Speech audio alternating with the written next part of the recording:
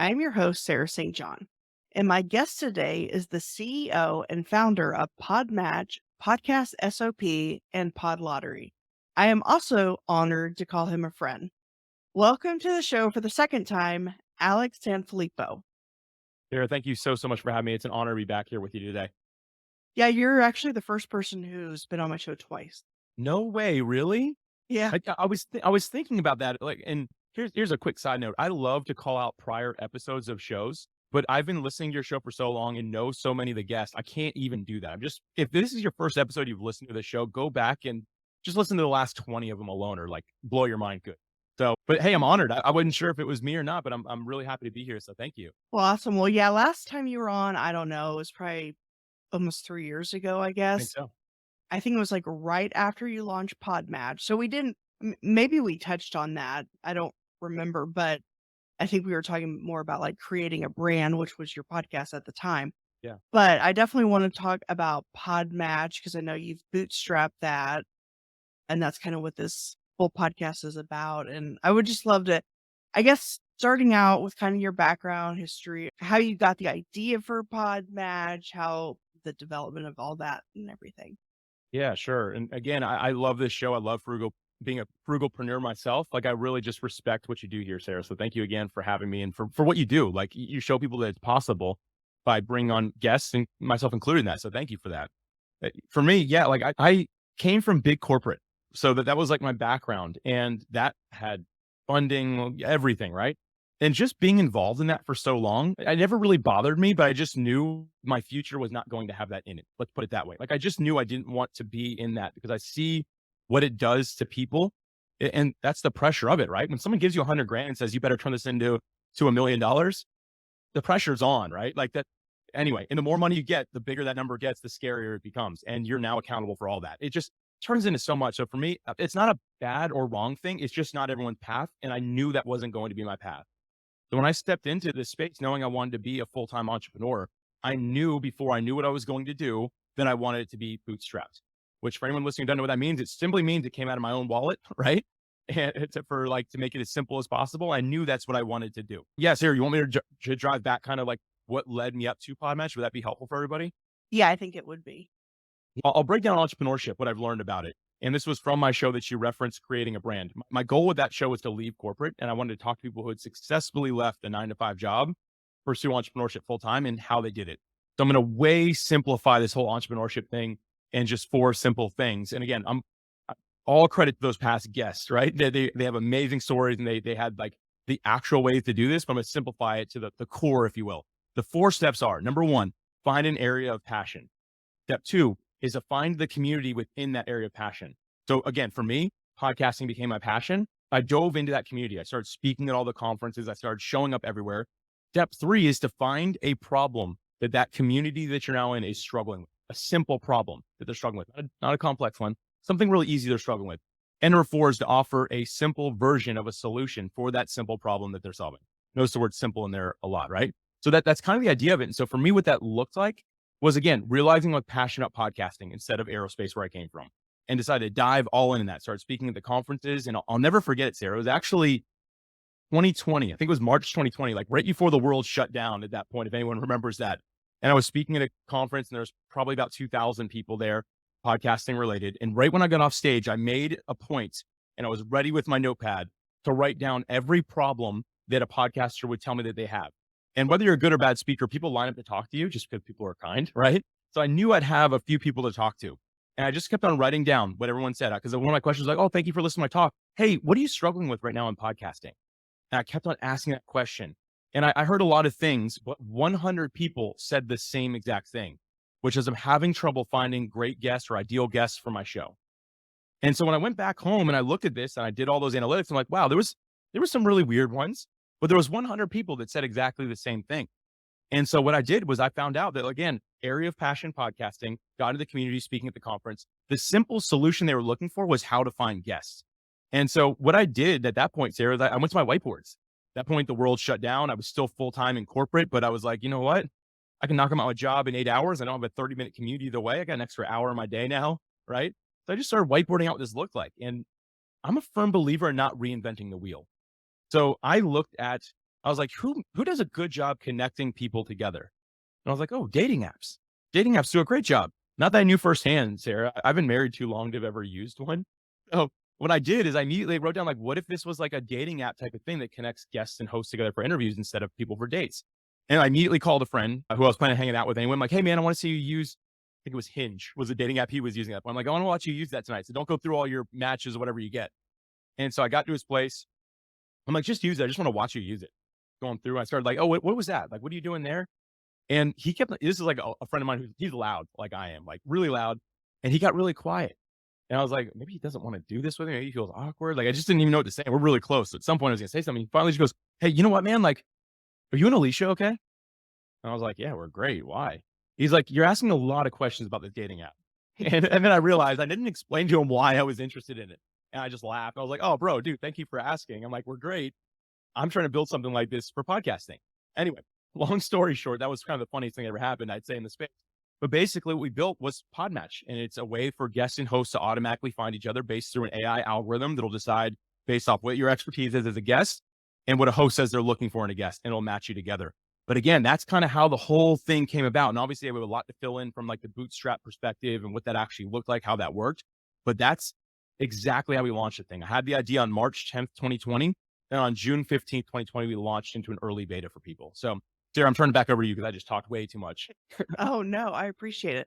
Well, I love, first of all, that you had 4 steps that people can use to kind of figure out what they should be focusing on. And then that story, I hadn't heard that part about you hanging out with a friend yet. That's funny.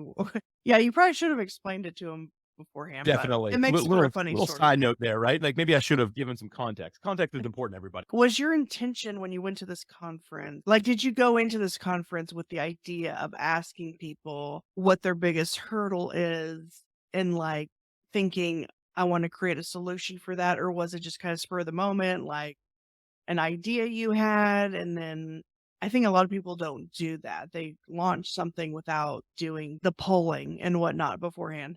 Yeah. I went there with intent. Again, going back to that 4-step framework. Like I knew that stepping into it that I wanted to. But Mm. in all fairness, I didn't know it was going to be software. Like in my mind, I didn't, because I'm not a software developer. And obviously we need to talk about that. That's going to come up. But I'm not that person. So in my head, I was thinking like maybe it'll be some sort of master class, some sort of course. Like that's where my mind was at. But at the end of the day, most important thing to do is actually validate what you want to offer before you offer it. Because when you have that validation up front from, again, the area of passion and the community within that passion that you want to serve, by being able to validate it, you're going to save yourself. I can't tell you how much time and money you will save, because leading up to this, I was a side hustler. I had the full-time gig, which I loved, but I also was just a person who loved to do more work, right? So I always had side hustles, but I would build the side hustle. I had the build it and they will come mentality. And that just didn't work for me. It requires validation first. Just got good at understanding the point of that. And a side note here, Sarah, that I have to share. In order to validate properly, you have to ask good questions. Here's an example of that. And this is like a bonus for everybody. I think you and I have actually talked about this before, Sarah. So sorry for sounding repetitive to you, but I think your listenership will really, the frugalpreneurs that are listening will really get value from this. If I went to my mom today and I was like, Mom, I'm shutting down PodMatch and PodPros and all my other softwares because I got a great idea. She's like, oh, honey, what is it? Tell me what you've got. I'm like, I'm going to make an umbrella that doesn't block out the sun or the rain. What do you think? My mom is going to go, oh, Alex, you're amazing. You're so smart. You're going to do so good. It's a great idea. Right? Now, if I went to my mom and said, hey, Mom, what would you think if somebody had an idea that they were pitching to me and they are wanting to build an umbrella that doesn't block out the sun or the rain? What do you think of that? She would go, that's the dumbest thing I've ever heard in my life. All I did was rephrase the question and give my mom permission to break my heart without knowing she's breaking my heart. And because of that, I got an honest answer versus someone just wanting to please me. So when you're validating things, you can't just say, hey, I got an idea. I'm so excited about it. What do you think about it? Everyone is going to lie to you because they care about your feelings more than being honest, right? It's like a white lie in their mind that's going to cause you a ton of money in a year of your life. Let's put it that way. So again, figuring out how to phrase the question properly and going in with that intent with anything that you're doing is how you're going to be able to do this well. Not everything will be a slam dunk, but that's why I said simple problem, simple solution. And that's more that we'll talk about in a little bit here. But Sarah, that's kind of like to answer your question there and add a little bit of a bonus for everybody. Yeah, I love that analogy. So basically, someone and be like, hey, so this person told me they had this idea for blah, blah, blah, and like, and just see how they react versus Exactly. saying, Yeah. Yeah, that's a good idea. Yeah, I think did you mention that in your speech at the most recent conference? Yes, That's where it we were was. in Vegas together, and I Uh-huh. mentioned it there. Thank you for remembering that and hearing that. I knew that I knew that we Yeah. had a connection on that. But yes, I used that same analogy. You're right. Okay, yeah. Okay, so yeah, let's talk about bootstrapping. Yeah. And you had mentioned that you're not a software guy. So if you could explain that, because Yeah, people are sure. probably like, oh, well, then how does that work? First off, before I even share that, like I said, simple problem. Like March 10th is when I had the idea. June 15th is when we actually released the first version of it. People are like, wow, that's so fast. And it might be, but it's because we didn't even have a logo when we launched. We just did absolutely what I just called the MVP, minimum viable product, and offered it as ugly as we possibly could, right? A mutual friend of mine, Sarah, his name's Chris Kermitzos. He has a book called Start Ugly. And the idea is just give people exactly what they're asking for with no icing on it, with no sprinkles, right? Just the bare bones. You asked for a cake. Here is the cake, right? And they're like, oh, it's disgusting. There's nothing on it. You're like, yeah, but you asked me for a cake. Am I in the right direction? Yeah. Then you can add icing. Then you can add sprinkles, right? Like that's the whole idea of it. So for us, I just knew that before we put a year under our belt on this thing and make it beautiful and perfect, we've got to actually make sure it hits the mark. So step one, don't waste your time with all the little things that are going to make it a really great product. First, again, revalidate that it's actually solving a problem before you waste tons of time and money. So that's step one. But step two is if it's not in your skill set, you've got to find a partner if you want to bootstrap it. Jesse Hunter is my co-founder. We are 50-50 partners. Day one, we drafted up that paperwork. We each put $2,500 into account, and we said, this is all the money we will ever throw at this idea.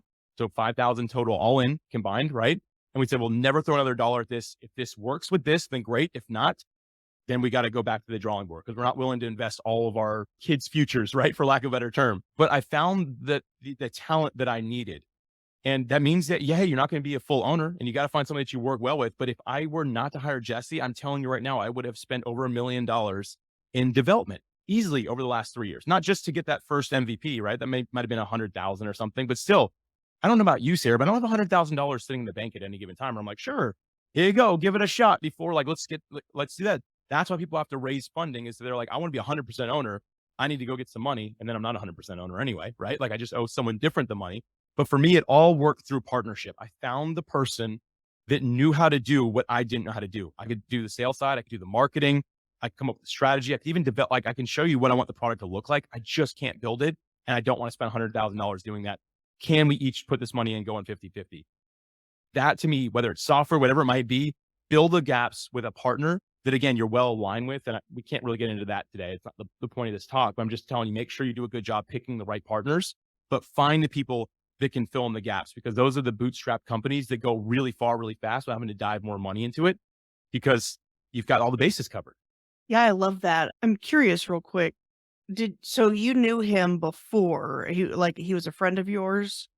Yeah. You're Yeah. Jesse and okay. I had known each other for like 13. I was in his wedding. He was in my wedding. Like we'd known each other for Okay. 13 years or something like that, which helps. I mean, look at your own network Mhm. first, right? But if I didn't know Jesse, I would have just started asking people in podcasting. Does anyone know a Mhm. software podcaster, right? And then I'd probably have them on the podcast. I'd probably try to go on theirs to see, do we have that right synergy or do I already not like this person, right? So anyway, but for me, I happen to know the person. Look at your own network before you dive beyond that, I think is a really key point. So he does the actual development of the software then? Correct. Yeah. Okay.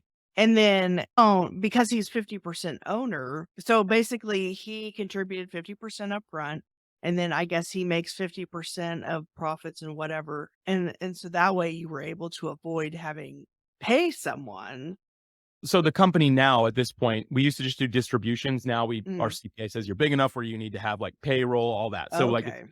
and by the way, I hate that side of the business. Just so anyone knows, I don't even want to talk about that. But at first, we're just like, hey, whenever it starts making money, we did 50-50. We just split it down the middle, and you get your check, I get my check, right? And that's literally how we did it. And we just said, hey, when we both agree that it's bringing in enough that we can pay ourselves and it doesn't all have to be reinvested, we'll do it. And that's why I liked 50-50 because the selfishness in any of us makes it want to be like, ooh, I want 60 and he has 40 because it was my idea, right? When you do 50-50, you both have the equal amount of skin in the game, right? Like obviously, but you're both going to put in the same thing to get to that paycheck. I make 1,000, he makes 1,000. And knowing that kept us both on the same pace of like, I want to keep on doing more. If I was even 55%, he's 45, subconsciously, the guy knows that I'm not really making what he is, right? I know that gets complicated if you have a third partner or a fourth partner, like what that actually looks like. I think the more even you can make it, again, it makes you have to be selfless, which neither of us had any issue with, but it makes you have to be selfless. But when you can do that, it gives everyone the same idea in it. If he was a 20% owner, I guarantee you right now, he would have 3 or 4 side projects as well. And then he's barely focusing on what we're doing. We're both 110% in because we're both the exact even partner. As you're talking, I'm like running through my head. I don't know. At some point, I think I would like to partner with someone for some ideas I have. And so I'm like running through my head of different people in the podcasting space. Anyways, side note. I know if I could, I like Uh-huh. to tell people this: dig your well before you're thirsty. Dig your Mhm. well before you're thirsty. If I'm thirsty right now and I start looking out for water, I might not be able to find it. But if I already dug my well, I can be like, cool, I've got water here. And what that means is just start building those relationships now. If you think at some point in the future you're going to need that, don't do it with like the mindset of like, oh, I'm going to get something from this person later. No, build a Right. relationship now. If I didn't have that relationship fostered with Jesse for 13 years, I could have pitched it to him and be like, nah, I don't want to do that. That sounds risky. But he knew me. He trusted me already because I've been building it out for that long. So start building relationships today. And at some point, something might click and you're like, you know what? I actually need this person, but I talked to them last week. It's not a problem. This should be like one of our normal conversations. That's a little Right. bonus for everybody there. So in terms of bootstrapping, okay, so the grand total that you started with was 5,000. Correct. And as I understand it, you never had to take out a loan, credit, never had to get venture capital, invest any of this stuff. It was basically, I assume that as you made money, you just kind of reinvested it back in. How did that look? And then as far as actually like building out the software and then of course the marketing of it and all that kind of stuff, I'm kind of wondering whatever you're comfortable sharing as far as like maybe expenses involved in that and Yeah. like, Well, first off, I'll mention this again, knowing my partner, my business partner, right? Jesse and I were both in good financial situations in our lives, right? When we started, we both had full-time jobs. And so we were able to still provide and we didn't putting $2,500 in each account. Not that it wasn't a lot of money. That was for me a big investment. I had never made that sizable of an investment in anything other than real estate at that point, right? Like that was just for me. I was like, wow, this is just an idea. I'm going to put $2,500 and bet on my own idea. Like that was a lot for both of us, but we had money coming in. So there wasn't like from day one, like, I'm like, Jesse, you done with the code yet? Because I need to eat, right? It wasn't that. And I think a lot of people who get into this, when they get the idea, they validate it, they get so excited, they quit too soon. And now the pressure's on, and that causes friction between you and partners, between you and potential, for us, we call our people members, but for you, maybe your clients, right? It's going to start putting that on edge saying, hey, I need to eat. So you need to start working with me and paying me now because I'm hungry. The longer you can do without that, the better. And so for us, we have those full-time jobs. So when we launched, we did say we're not going to invest any more money in it, but we're still going to live our lives and build this on the side and just kind of see how it goes. And because we did that, it was real low pressure. And even when we did both decide to leave our jobs later on, we both, again, good financial situations back at home where it wasn't like, oh man, like we got to make more money or we're not going to be able to eat, right? Like we were both able to do that. So I think that getting yourself disciplined today to live off of less will help you a lot. So my wife and I, even then, and same with the Hunter family, Jesse and his wife and kids, they already knew how to live on a budget really well. So they could easily look at, okay, if we're not going to pay ourselves a substantial amount for the next 12 months or 24 months in our case, right? It was our decision. We're able to see, okay, if I keep my budget on tact, I will have a couple of dollars left in the bank by the end of it before we start paying ourselves, right? So looking at that stuff, I think is so important up front and getting really good in the budget, knowing where to cut things out. You'd be shocked. And you know this, Sarah, like frugalpreneur yourself, right? Like, you know how much money we all spend on stuff that you're like, oh, that doesn't really cost that much. Until you look at it on a year level or a decade level and you're like, oh my gosh, right? Like a bunch of people I know, they're like, oh, I don't really have any money. I'm like, do you have a Hulu subscription? Yeah. Do you have a Disney subscription? Yeah. Do you have this subscription? Yeah. What about that one? Yep. Yep. And I was like, just doing quick math. I'm like, you spend $4,000 and all that every year. Like, what? I'm like, yeah, that's a really nice vacation, right? Like it is. And we just don't realize how much we're spending on these little things. So we don't take the time to sit back and be like, do I even use this? And every time when I do that, someone goes, I haven't even turned on Hulu in like a year. I'm like, yeah, well, you're paying them for it, right? Like, so it's like canceling all that stuff. And so for all of us, we just made that decision of what do we need? What do we not need? Right. So again, that's kind of our foundation. And from there, we decided our growth strategy would be totally organic. We weren't going to start throwing money at ads. And to this day, we've never paid for any advertising. We've never done any sort of like big marketing campaigns, anything like that. It's been all natural, all organic, because that's what we wanted to actually, that's how we wanted to build it. Those are the people we want to attract. And we just went after that, which meant I had to stay out of the code because at first, just like, maybe I can teach you some code so we can do this faster. And it's like, no, no, no. You need to focus on talking to as many people as you can every single day to bring them into what we're doing. And it's just worked really well for us. So to answer your last part of the question there, which was the expenses itself, given the fact that we didn't need to take paychecks immediately, we're able to reinvest it. We were able to reinvest all for the tool set. When we did launch on June 15th, within just 3 weeks, we had over 1,000 people using the software, which we just had the right people helping us. Our post did very well on the topic and it blew us out of the water what's happening. But you need bigger servers, you need faster this, you need to increase your database, right? There was costs with all these things to make sure it didn't explode in everyone's face. And so we just kept on reinvesting it. So although like from week 3, I'll say we had income, we didn't even look at that as something that we could take. We looked at it as this is all got to go back into it to build up the infrastructure. It needs a strong foundation. And so again, none of our cost was external when it comes to growth. It's all internal based off the system. And some of those softwares are expensive. Like one of them, even to this day, Sarah, that we're almost done building a replacement for of our own.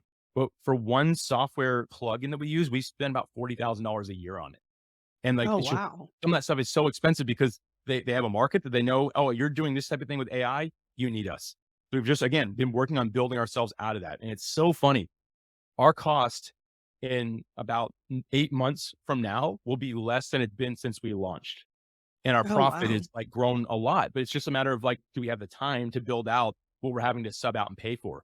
And it's just all the same thing I talked about. My personal budget, I took that same mentality into my business budget that I was building out as well to make sure that I actually was doing things correctly. Does that make sense? Like I want to make sure I was Mhm. operating it the same way, not being like, it's company money. We're bringing income, spend it, spend it, spend it, right? No, like looking at it and saying, how can I be frugal in this so that at some point we can pay ourselves, even though we don't need it today?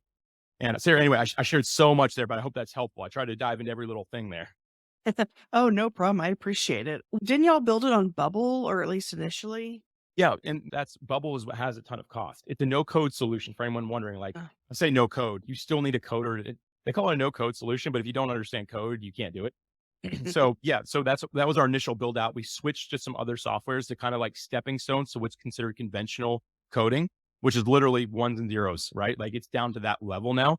We want to fully own the code base itself because that's what brings the best experience for people. And then while we're recording this, I don't want to like date this or anything like that, but at this time, Bubble had in the last couple of weeks had multiple major failures. If we were still fully reliant on Bubble, there was like a 90% chance nothing that we have would have worked. Right. And that's the problem with like building it that way. Also, it can get, like I said, get very expensive. At one point with Bubble, when we realized we need to switch, and this was a couple of years ago, they laid out their data of like how many people they have using it, what percentage everyone uses. And it was so public, we were able to actually do some quick math and we realized that they had like 2 or 3 million people using their solution or 100 pod matches. We were 1% of their total user base. So we were like, our company had grown so big, and that's why we had reps internally that were calling us, hitting us up, because we were their biggest customer by a long shot. Like no one was even close. Again, it was 100 of us or 2 million other people. Let's put it that way. And that's when we realized, you know what? They keep on wanting more money from us and they have their own agenda that doesn't match ours. We have to get out of here. And there's nothing wrong with it when you're building. It's a great way to get that MVP. And that's what we used it for. But then you need to get yourself out of it so you're not spending 40 grand a year. That's one of the companies we were spending that much money with. And now it's among just a couple different software solutions. But again, getting it to that conventional code to keep that cost down, that profit up higher. Okay, yeah, for some reason I thought you were still with Bubble. Are you able to share like what kind of software you're using right now or plugins to Yeah, make well, it's a blend. So there's a lot of different things, and I'm not really great on the technical side. There's a lot of things, but mostly now we're conventional. So I don't fully know what you build conventional on, but I think it's literally your own database and everything. Like it's Oh, okay. the thing is what I love about it, Sarah, is it's so unbelievably fast. Like what used to take when I say Mhm. fast, we all know this when you're doing it, but not when you say it. It's like the difference between 1 second and like 1/100th of a second clicks, right? And that's like how extreme it is. Like I use stuff, which when you say it doesn't sound like much, but I promise you, if something takes a second to load, you're like, what the heck is wrong with this thing? Right? Like we all do that, but it's click and it instantly, right? It flips over. So we're moving everything to that. So right now we're a blend, but we're almost to the point where we're just 100% conventional, which I'm super excited about because again, increased improvement in every single way and huge decrease in cost as well.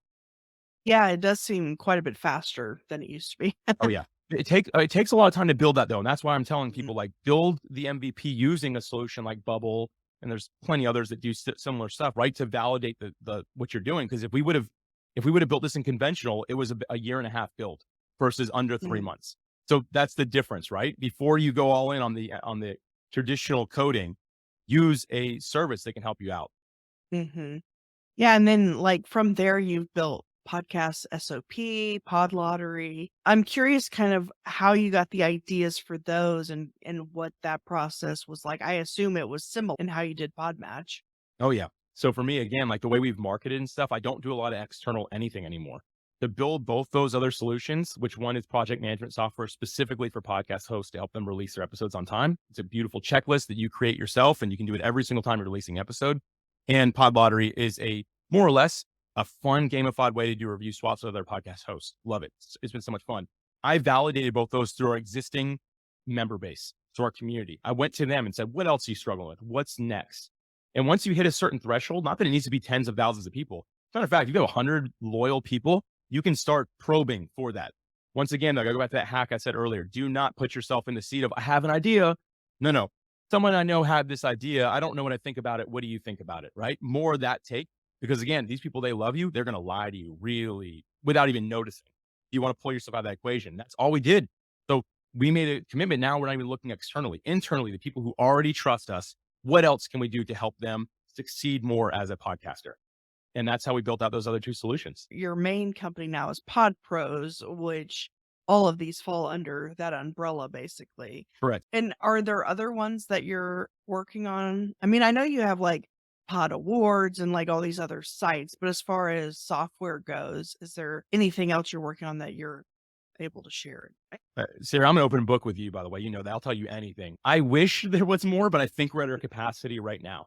Yeah. And even like some people are like, why'd you build out like PodPros as like a parent for all those? And my simple solution is I wanted to continue to bootstrap, which means not paying someone to run the social media for each of those things, right? There's no Right. social media accounts for PodMatch or for PodLottery or for Podcast SOP.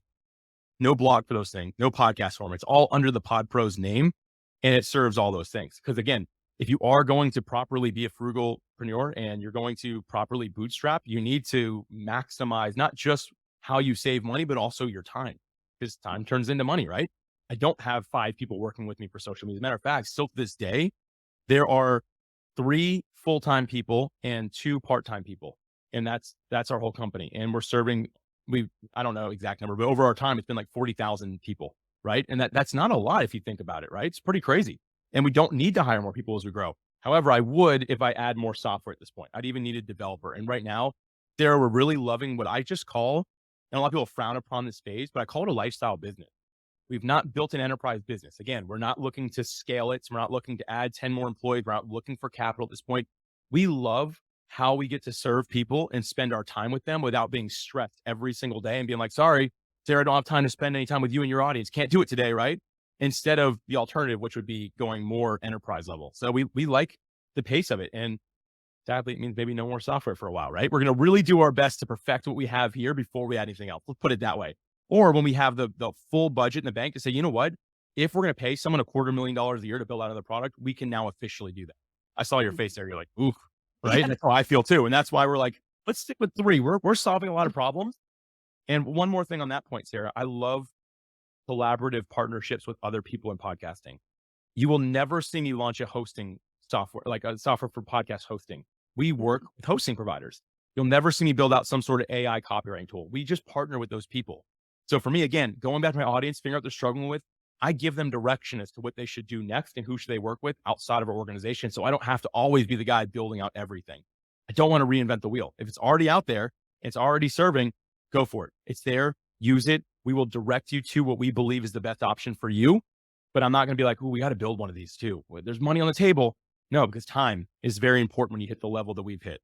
Yeah, I love that. And especially like the whole point about maximizing and minimizing. Like basically I have a few different businesses actually, or at least several different websites and things I've tried, this, that, and the other. But I have one LLC and then everything else is a DBA under that. I don't know if that's how you have it set up, but I just think having an umbrella like that definitely simplifies. And like Oh, you yeah. said, then you don't have to run a million different, because now you just have PodPros on all the social platforms instead of having to have 3 on, or at Right. least 3 on all of the different platforms. It just becomes a pain. Exactly. Plus, I mean, I'd rather have 5 big accounts versus 25 small accounts. It Yeah, just that's true. makes more sense. But exactly, that's our company structure as well. We have the main company, we have separate LLC. Like, I'm not that side of things. Again, so Mhm. there are some things you contract out. My CPA doesn't work for us, but he's on retainer. My lawyer doesn't work for us, but he's on retainer, right? We have those people that I say, hey, we have 3 companies now and they're all getting pretty big. What do we do? And he's like, cool, you used to use DBAs. Now we're going to have separate LLCs for each of them, right? For asset protection and stuff like that. I'm not against doing that, but from day one, I meet a lot of people that go all out on the legal and the finance side. They build out these great company structures, which is probably technically the way the government would like you to do it. But you're going to spend so much money before you have anything. I didn't file for a business until we launched it and actually made money. My CPA didn't like that. It's not necessarily the right way to do it, but if you're bootstrapping, sometimes you just got to get creative. It's the right way that a business actually launches, not from the government standpoint, but no offense to the government, but they don't know how to run a business. Look how in debt they are, right? They clearly, and I'm not going to get into politics. I'm not like a political person, but it doesn't take much of a genius to see that, hey, if you're losing billions of dollars a year, you don't know how to run a business, right?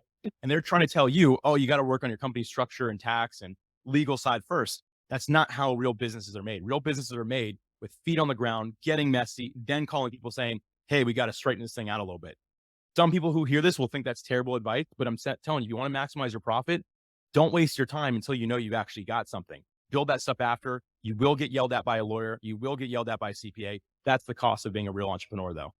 Mhm. Yeah, I love that. What other tips would you have for bootstrapping? We talked about, having a partner, having an MVP and things of that nature, word of mouth instead of advertising. I guess what other kinds of things have you done that have been successful?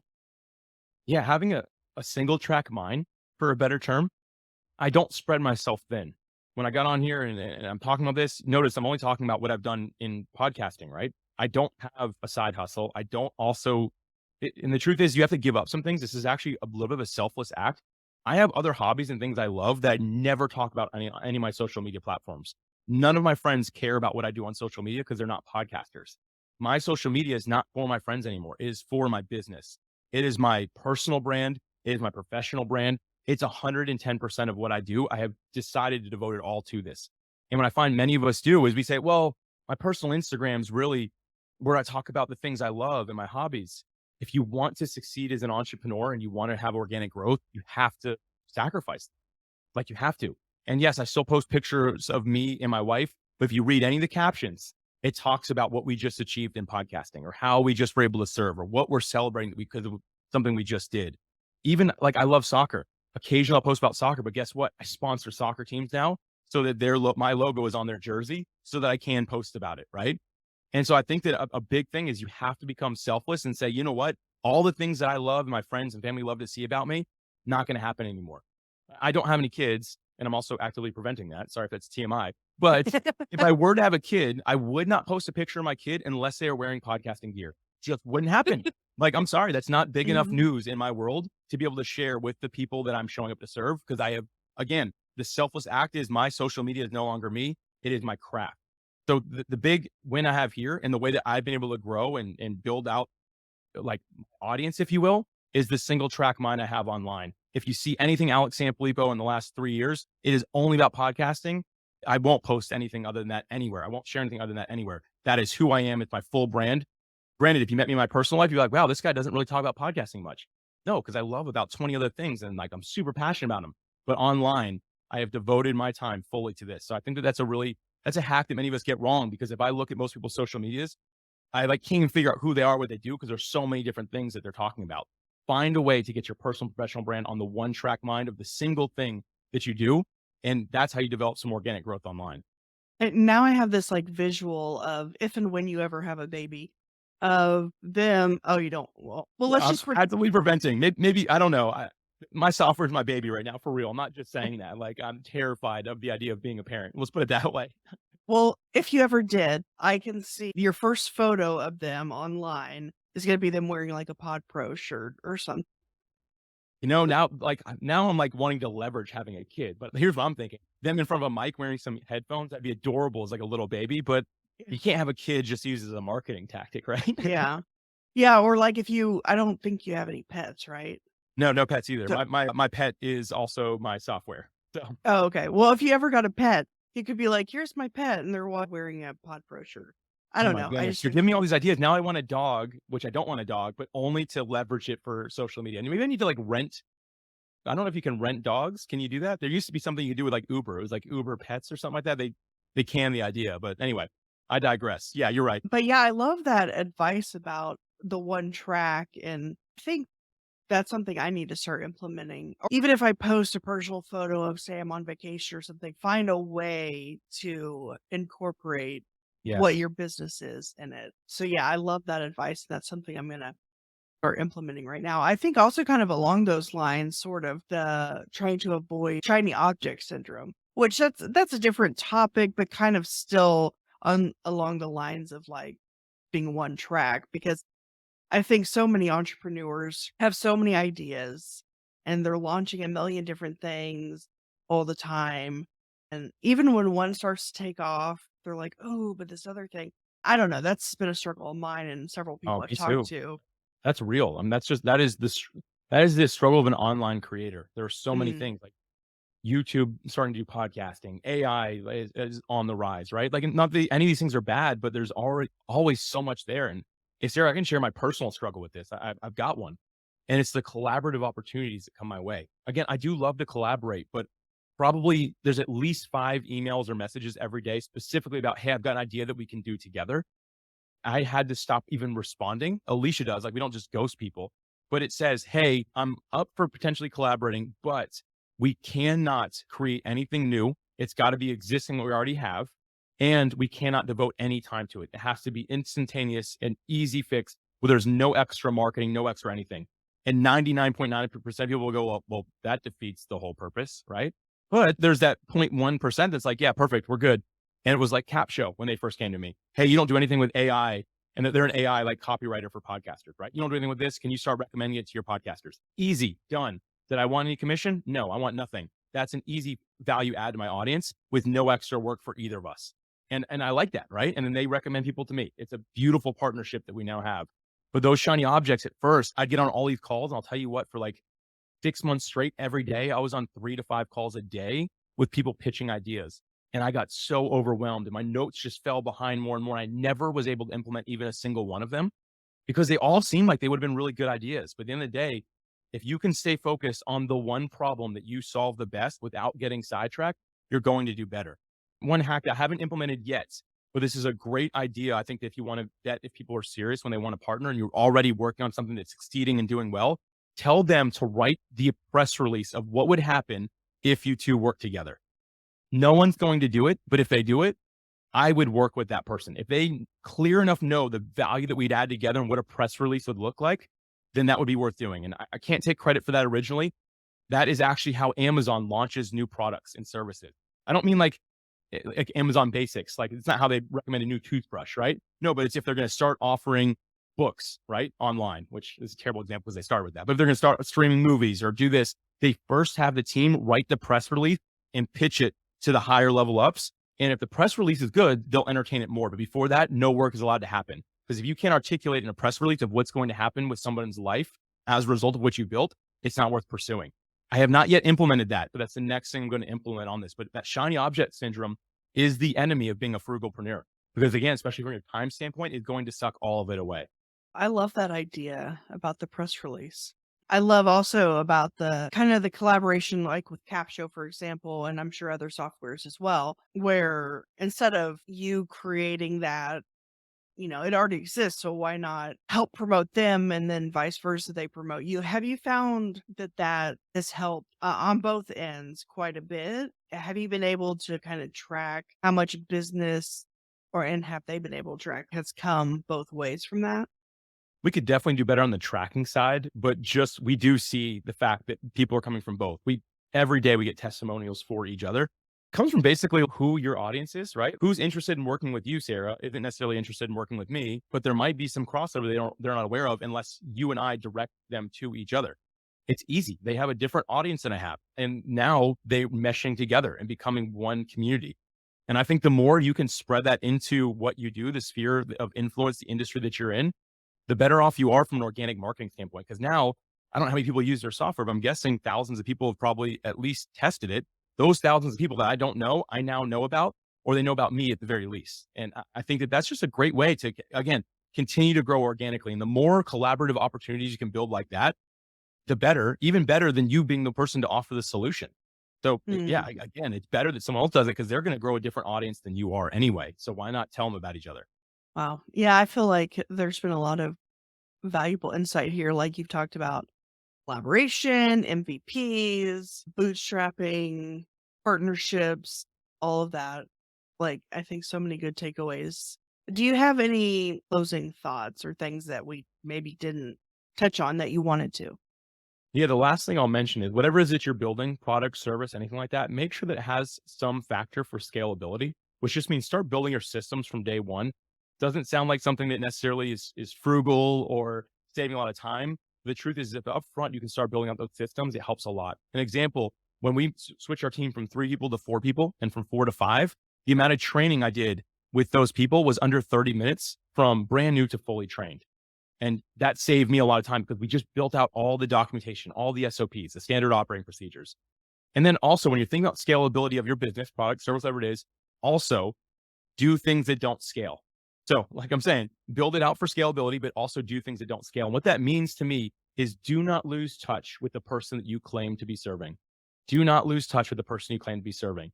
Still to this day, I jump on calls with people who are brand new to podcasting, who just pod faded, who just launched, who have been in it for a long time, who've been using my service, who haven't been using my service. I make effort and time in my calendar to talk to those people, not because I want to convert them in any way, but because I want to learn from them. Because I can't lose touch with who the people I serve is. And many people, what happens is they build these businesses so big, they build this wall in front of them. They're like, I don't want to talk to the people anymore. I did that when I launched. And before you know it, you're on the wrong track when it comes to actually solving the problem that you're supposed to be solving. But the way to ensure that doesn't happen is to do things that don't scale by jumping on calls with individuals that probably can give you nothing in return, other than the fact that you can continue to make sure I got a pulse on this thing. I know exactly where we're heading and it's in the right direction to serve people because I validated that yesterday, the day before, the week before that, and so on and so forth. So again, do things to build scalability, but also do things that don't scale intentionally to make sure that you're in the right market. Awesome. Well, I really appreciate your time today. It's been so fun catching up and kind of going through all the how you started PodMatch and how you were able to bootstrap it and just all the tips that you've shared. The best place, I guess, for people to go would just be podpros.com, right? Because that's where all, or they can go to podmatch.com or podcastsop.com. Or, Yeah, I got something. Everyone, I always think about this, like where you want people to go. The best thing to do is right. I built out a page on PodPros. It's podpros.com/win. It'll give you as a guest, a host, so podcast host, or aspiring podcast guest or host. It'll give you 5 quick wins that you can read in under 5 minutes. I don't ask for your email address or anything like that. It's just on a page, podpros.com/win. And that'll kind of give you an introduction to everything I do as well. But also, again, it can give you 5 quick wins to make sure that you're in the right space. And that's where I always like to send people, Sarah. But ultimately, hang out with Frugopreneur herself, Sarah St. John. This is the place to hang out. I've been a huge fan of yours for a long time and just honored to have come back. Like to be your first repeat guest, I'm like amped up about it. Well, awesome. Well, I really appreciate your time today. Yeah, thank you again, Sarah. Appreciate it.